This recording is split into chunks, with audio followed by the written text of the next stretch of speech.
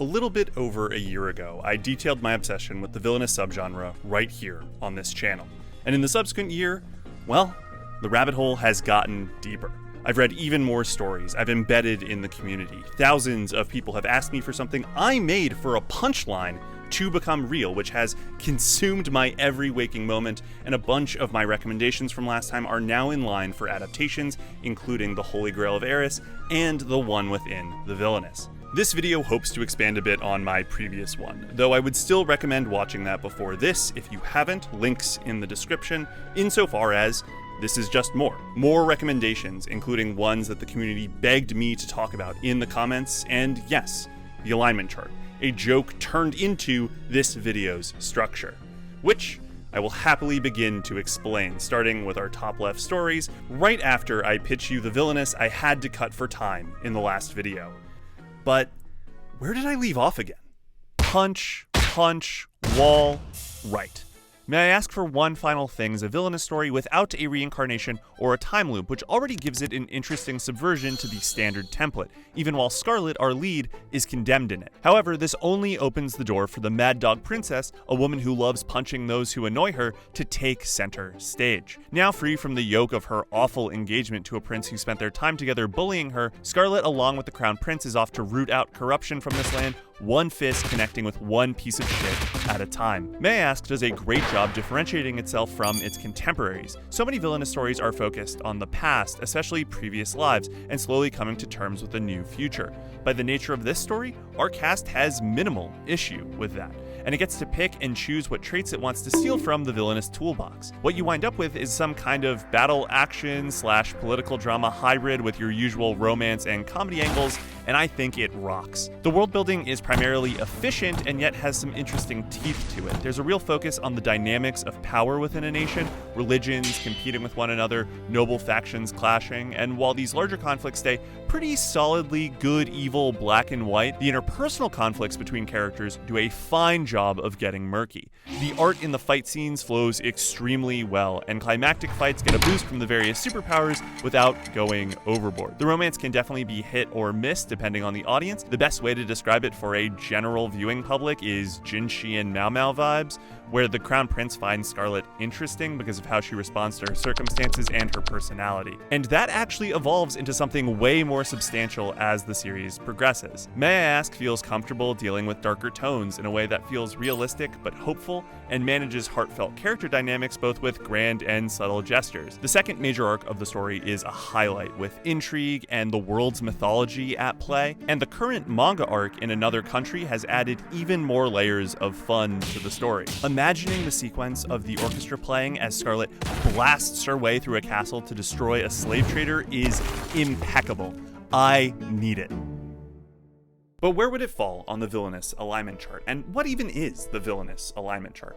Well, first thing, it's just for fun. Villainous stories frequently are using the same tropes, and so if you're the kind of person who enjoys categorizing things, this alignment chart is absolutely up your alley, as it's taking series and slotting them in basically based on their adherence to tropes.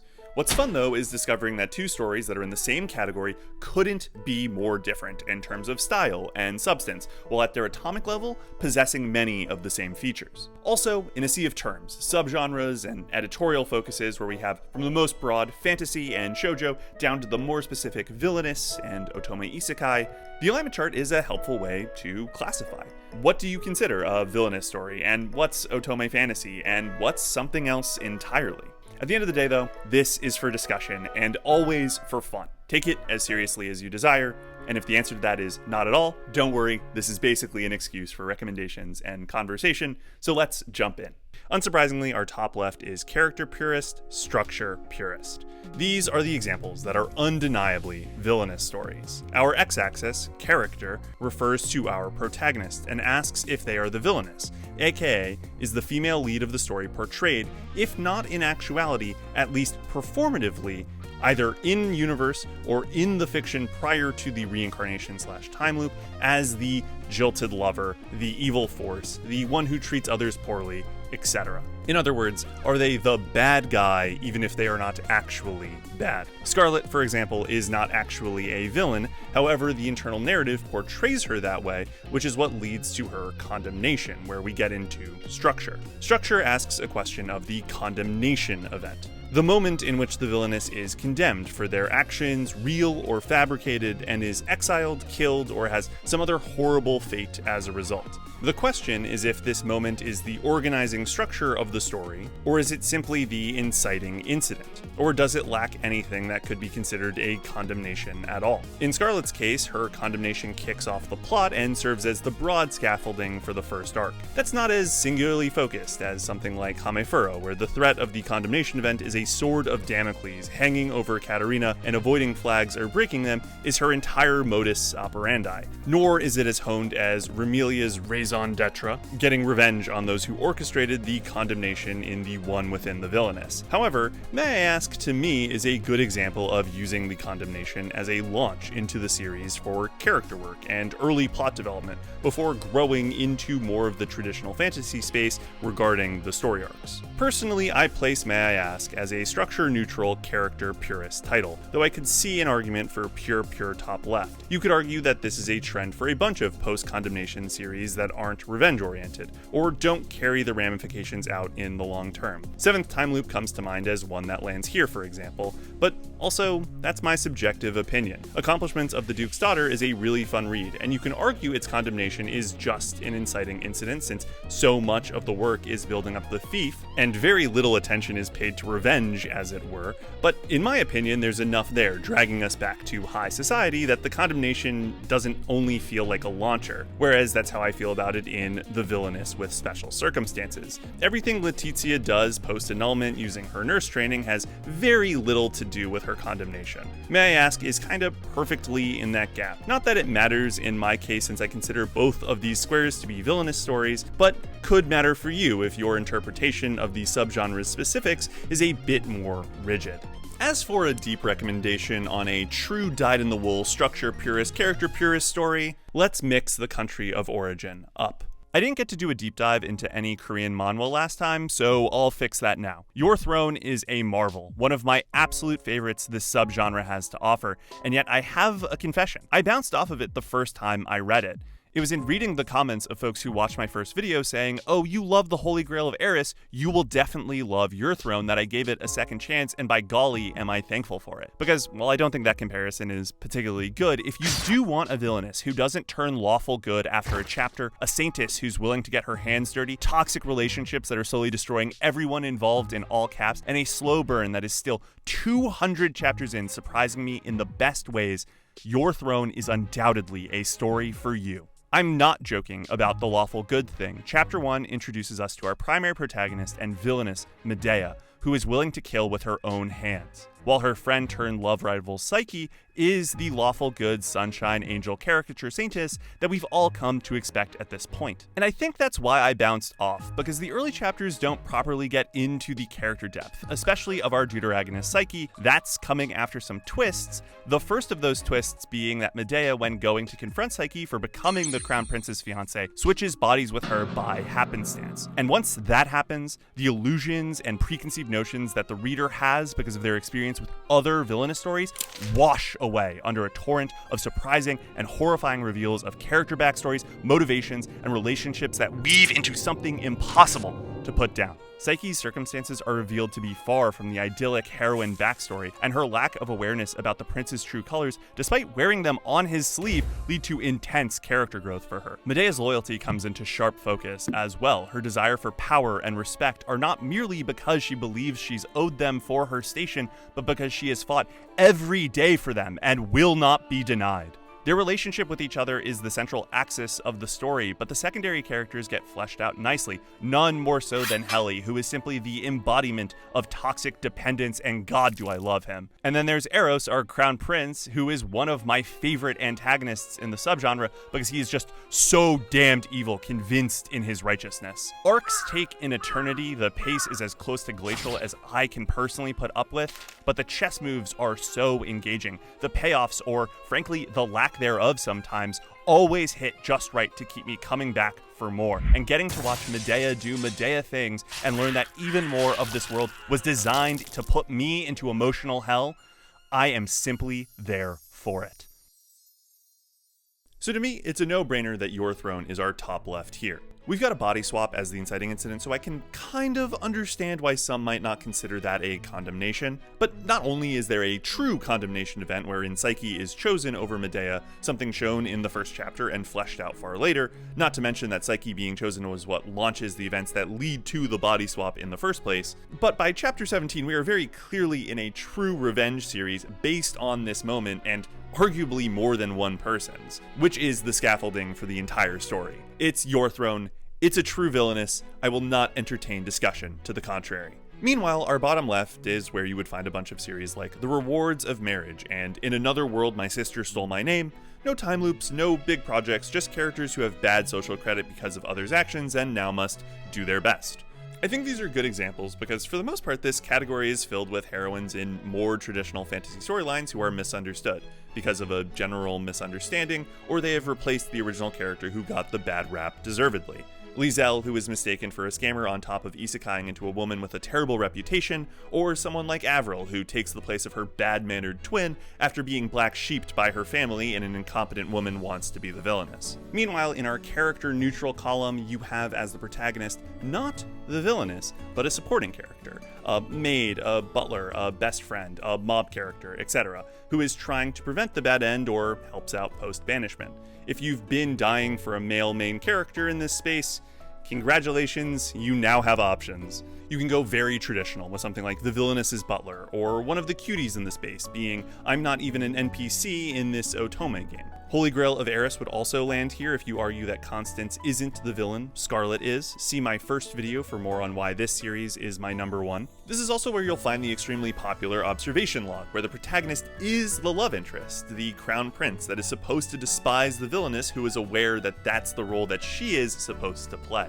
But for what it's worth, my favorite structure, pure character neutral right now, is leave your divorce to a professional lawyer, where Natasha is a divorce lawyer and winds up assisting a bunch of villainesses in their attempts to get out of their marriages and engagements as the women run the gamut on all of the usual tropes. It is very, very fun. Natasha is a great character to root for with an interesting backstory and a nice lens inversion on the usual structure. Our lawyer isn't aware of the fiction that the villainesses are. She's just living a normal life, and it really lends some fun to us readers who are like, oh, yeah, this does sound completely irrational now that you're on the other side of the villainess who is working on knowledge that Natasha does not have, but that we can assume thanks to our genre awareness. Heading down to structure neutral, character neutral, aka true neutral, which is condemnation launches the story but not the whole shebang. Funnily enough, you could argue Lady Rose goes here, for all my real ones who go back that far. But the two I've slotted in here are the Otome heroines fight for survival, and, I can't believe this is a title, the villainess who came to marry into a frontier noble's household is an exceptionally capable wife, isn't she?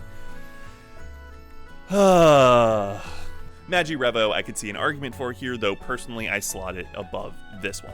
Structure radical character neutral is maybe the rarest category alongside true neutral. One of the only examples I could come up with that wasn't debatable was the case where I followed the freezing lady and she doted on me like crazy, which is, yeah, that's a title. There are definitely more than this. Another one that lands here would be fed up with being the spoiled queen's genius butler. I ran away and built the world's strongest army.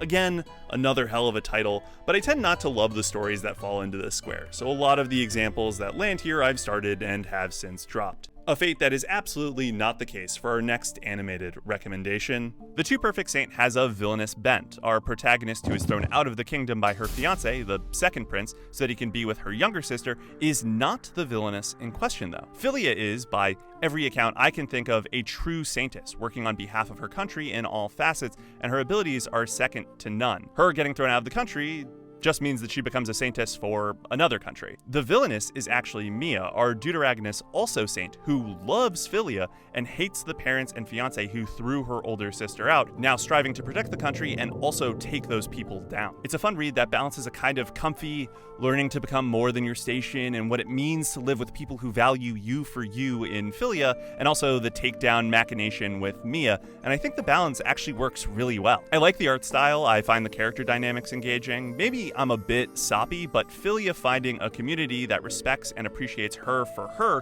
in addition to the amazing things she can do, just brings a smile to my face. And then I get to watch Mia destroy the people who prevented her from having those things in her home country. Frankly, it's a perfect combo. There's been an announced anime adaptation for this series, which I'm very excited about, even if the quality of many of these adaptations has been rough. The less we talk about villainous who goes down in history, the better. But Studio Troika is tackling this one, and I loved Overtake, so I'm hopeful that they'll be able to expand on expressive and thematic panels to create a phenomenal adaptation so that more people will enjoy the balance of saintess and villainous in Philia and Mia's story. And that leaves us with our final column, character, Radical. AKA, if there is a villainess at all, which there does not have to be, she is not primary or secondary in the cast. And to me, none of these are villainous stories, but I'll stick to the general vibe just for the sake of argumentation, in case you do want to help make your own case for various squares as being villainous or not. So let's chat about I Don't Care About the Original Work, I'm Too Busy Trying to Make a Living, in which our main character is reincarnated into a novel, but by the time she's aware of her situation, the quote-unquote main story has already elapsed. The villainess has become queen after time looping back to an earlier point in her life, having successfully beaten her condemnation event. The villainess is not a relevant character in the work, except for how the men she's discarded are slowly but surely surrounding Penelope, who is doing her absolute best to keep her estate and land in good shape as the Lord. I'll Save a Decent Family would go here as well, trying to avoid the familial destruction, but our main character just isn't a villainess. Structure neutral, character radical, pick your fantasy of choice, odds are it lands here. This square is big on the post-condemnations that serve as launchpads before quickly cycling into a much larger focus. For male lead stuff, I think you could argue a bunch of I was exiled from the hero's party kind of stories land here as well. A very funny reality of the Villainess Alignment Chart. A funny reality at least until I show you the last square. Because this is the secret I have been hiding from you this entire time for over a year now. True Radical is literally every other story. Any story that doesn't slot into one of our other spots. That's right, the Villainess Alignment Chart is not only an alignment chart for villainous stories, but all stories. Everything you can think of, from Philomel the Fake in obvious top left to Infinite Jest in obvious bottom right, belongs here. Everyone is here, Smash Ultimate style. But that doesn't really get into what I think makes this chart so fun in actuality. Because everything has a place here, it's particularly interesting to take a weird edge case and make the argument that it slots in somewhere else. Yona of the Dawn is one of my favorite anime and manga, and I started it long before I really knew what a villainous story even was. And couldn't you argue that Yona has a condemnation event in which she is forced to flee from her castle and desires to retake what is hers, setting the stage for her journey and character growth? Isn't she a little bit villainousy as far as public opinion is concerned in those opening episodes, considering her a spoiled brat? Friends, let me ask, have we stumbled into a shocking reality, fallen further down the rabbit hole, and arrived at the conclusion that Yona of the Dawn is actually a top-left villainous series? Have we discovered the truth that's been hiding in the pages of the universe since time immemorial, that in fact all stories are actually villainous stories if you simply open your mind to the possibility?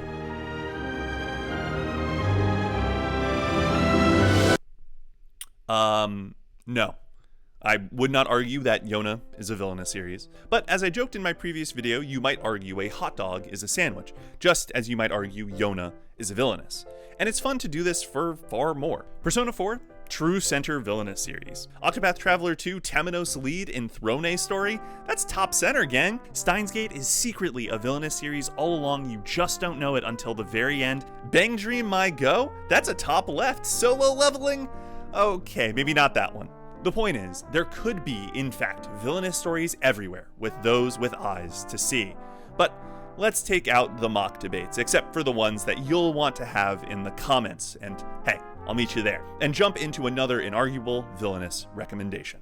To wrap this up, let's hit another comment suggestion that I read and took me totally by surprise. Stepmother's Märchen is so much better than it has any right to be, and I know that's true because when I started writing this section, I was going to reread a chapter here or there, and then wound up rereading about 75 chapters before I caught myself at 3 in the morning having a train to catch the next day. If there's one recommendation from this crop of 4 that I think you should simply read without knowing the premise, this is the one. The art that you have seen speaks for itself. But if you need the pitch, Shuri is our lead, the demonized second wife of a key Marquess family, who, despite being 16, is now the stepmother to 4 children who have now lost their father. After surviving the terrible relationships with her kids, the familial politicking in addition to real politicking, and growing up herself, she manages to get the eldest to marriageable age, freeing her from her station, just to be time-looped back to the day of her husband's funeral, feeling miserable that now she has to do it all over again, finds an opportunity to have a good relationship with her adoptive kids